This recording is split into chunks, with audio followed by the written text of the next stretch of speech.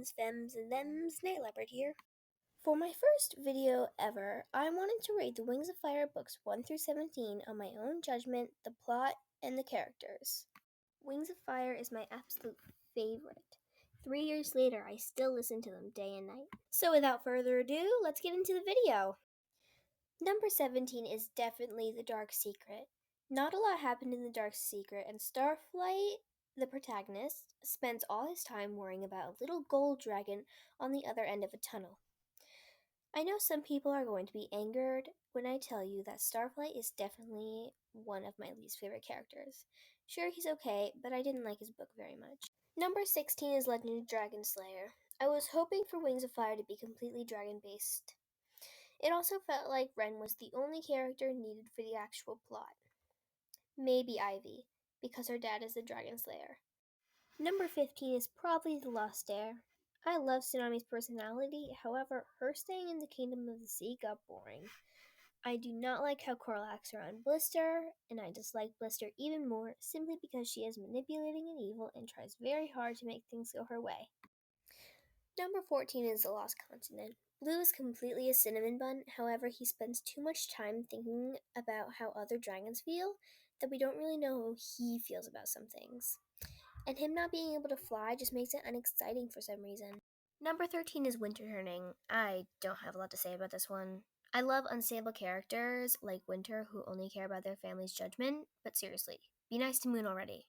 Number 12 is going to have to be the Dragonet Prophecy. The first thing I have to say about this is that in the first book, Clay is a wonderful cinnamon bun who only cares about his friends. But in the rest of the arc, he is a doofus who only cares about food. And then in the second arc again, he is a nice teacher who cares about his students again.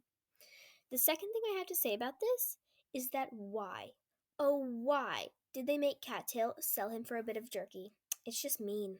Dangerous Gift. It nearly made it in the top 10, but I didn't really like how Queen Snowfall started out her book by being completely insane. She could not deal with some homeless dragons sitting on her beach for one night just because they had a slightly different wing shape, scale color, and that the fact that they might have diseases. I think a good way for her to start would be to hang up pride flags all over her palace of freezing coldness. Many people are definitely going to be mad when I tell them that number 10 is Moon Rising. Usually the first book in an arc is often just a meeting of the characters, not about the plot point. I love the character Moon, but I wish they would have traveled a bit more around the school and given more information about life on her own. Wait, is that an axolotl? Oh my god, things are getting so hard to narrow down. I love all the Wings of Fire books from here on with all my heart, so this is going to be really hard. Number 9's probably Talons of Power. I just don't like it as much as the other ones, but Turtle's an interesting character. This book is also second to last in the arc, which usually has more interesting plot points. Number 8 is The Flames of Hope. I love Luna, and arc 3 is definitely my favorite. However, Luna spends half her time complaining about her companions, which annoys me. When I first read the book, I didn't understand it at all. I was so confused about the last few chapters, and when I read it the next 5 or so times, I began to understand it more. Number 7 is The Brightest Night. I don't really like the first arc as much as the second and the third ones. Sunny is absolutely adorable, and she's got a really sunny personality. And it was a great twist when Thorn turned out to be the Sandwing Queen. I think Thorn is awesome in all the ways, and she's going to make a great queen. Number 6 is Legends Darkstalker. I love this book, however, it was a little violent, if you know what I mean. Number 5 is The Hidden Kingdom. I haven't read this book in a while, so I may be getting my facts wrong.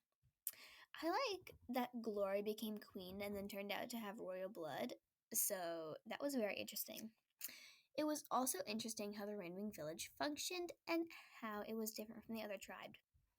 I like the Rainforest tribe a lot because they're so peaceful and everything, and that's why I am also a Rainwing.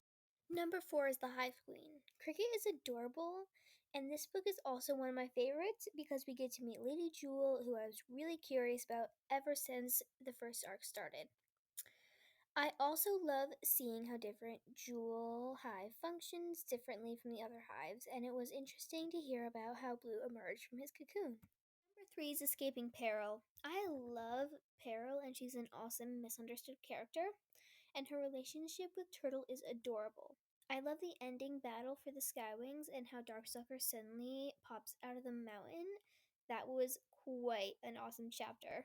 Number 2 is Darkness of Dragons. Kibli is definitely one of my favorite characters. I love his personality and his desperate wish for everyone to feel comfortable around him. And his traumatizing family backstory is definitely entertaining. Now for the moment you've all been waiting for. And if you've been keeping track, then you know exactly what number 1 is. Drumroll, please.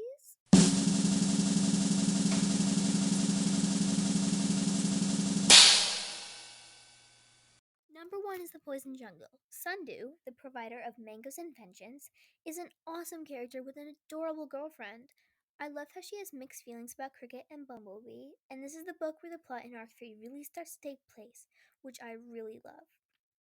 Well, that's the end of the video. Make sure to slap that subscribe button in the face, as well as the like button and the notification bell, and I will see you next time. Night Leopard, out!